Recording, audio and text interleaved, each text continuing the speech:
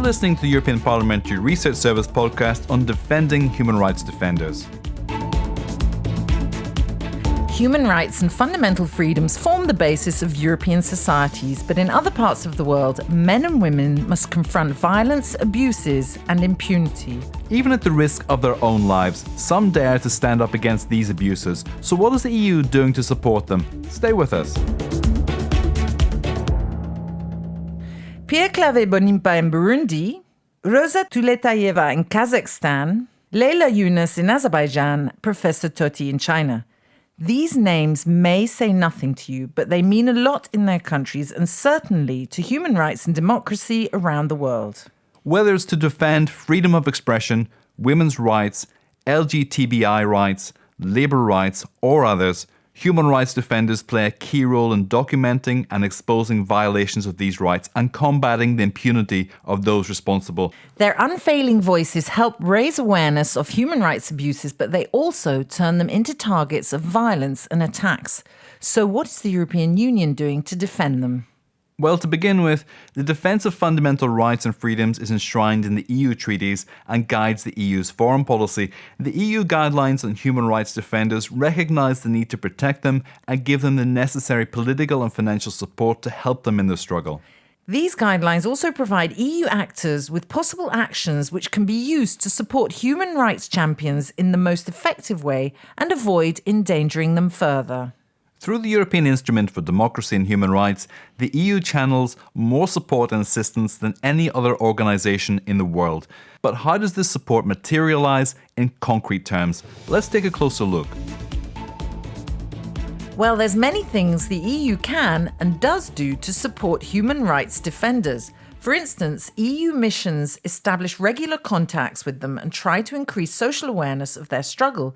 They also observe the trials and visit them in custody. Cases of human rights defenders are also raised with local and regional authorities and during political and human rights dialogues with the countries concerned, often in conjunction with the UN and local and international NGOs. The EU High Representative Federica Mogherini and the EU Special Representative for Human Rights can also raise their concerns over serious human rights abuses and put pressure on national authorities to investigate. And besides political and diplomatic efforts, there's the money. The European Instrument for Democracy and Human Rights provides some direct financial support to human rights defenders.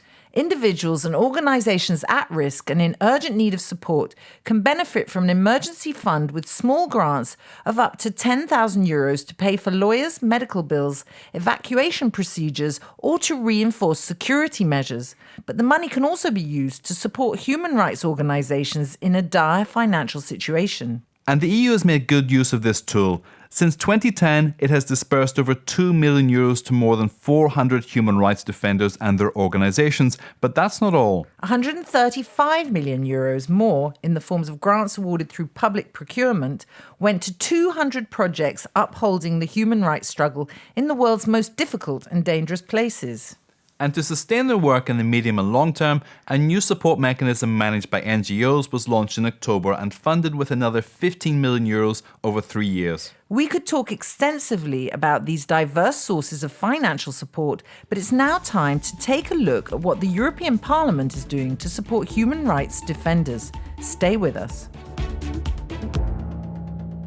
Parliament has been a long-standing champion of human rights defenders, and it has developed its own tools to do so. For instance, it can adopt urgency resolutions on breaches of human rights anywhere in the world. In the current legislature, these resolutions have highlighted the particularly difficult situation of human rights defenders in countries such as Algeria, Angola, Azerbaijan, the Democratic Republic of the Congo, Egypt, Russia, and Saudi Arabia, just to mention a few.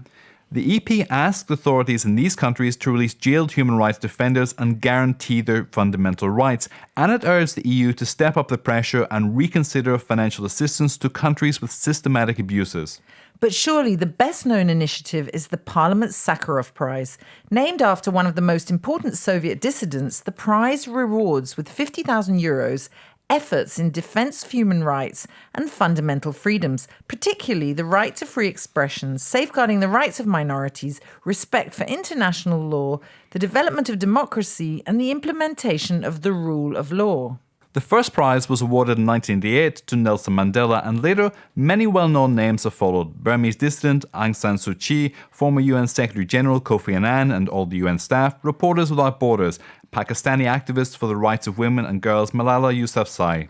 And of course, this year's winner, Raif Badawi, the Saudi blogger and human rights defender sentenced to 10 years in jail, 1,000 lashes and a hefty fine for defending a liberal and moderate Islam. To all of them, and the many more fighting their own daily struggles against human rights abuses around the world, we dedicate this podcast. You're listening to the European Parliamentary Research Service podcast.